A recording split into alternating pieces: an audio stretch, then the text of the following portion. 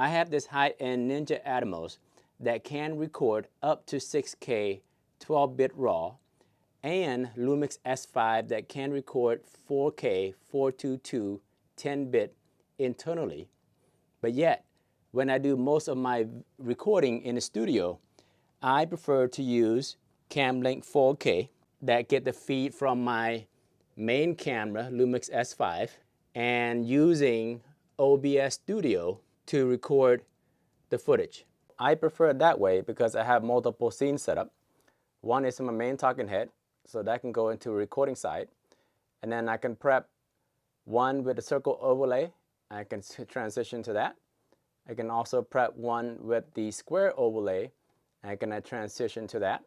So I can have everything that I envision what the end product looks like in post, and have the look and feel during the recording process, so that when I do go in post, I pretty much eliminate all the post-processing except cutting out the awkward ums and ahs.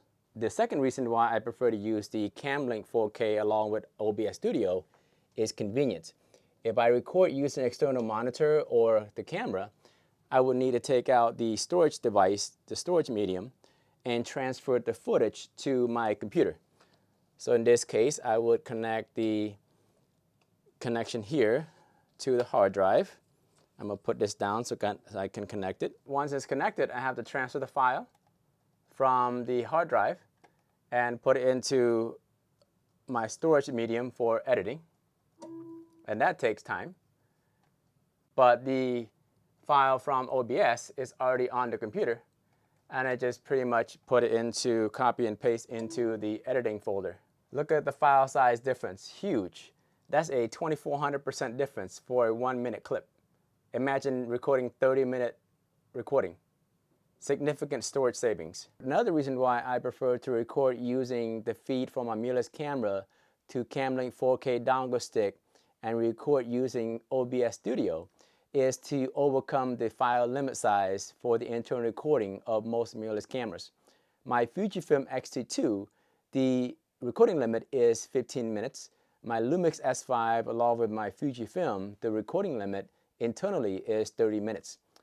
While the Ninja Atomos external recorder does not have any recording limit, it does have enormous file size for my intended use. So that's another great advantage using OBS Studio. The lesson learned here is if you ever get into content creation or anything, try not to go for the best for what the category is. Go for based on what your intended use cases are. Because the best may be the best, but it is not the best for your use case. In that case, you're just wasting time and wasting money. And my channel is about being wealthy, healthy, optimal life expectancy.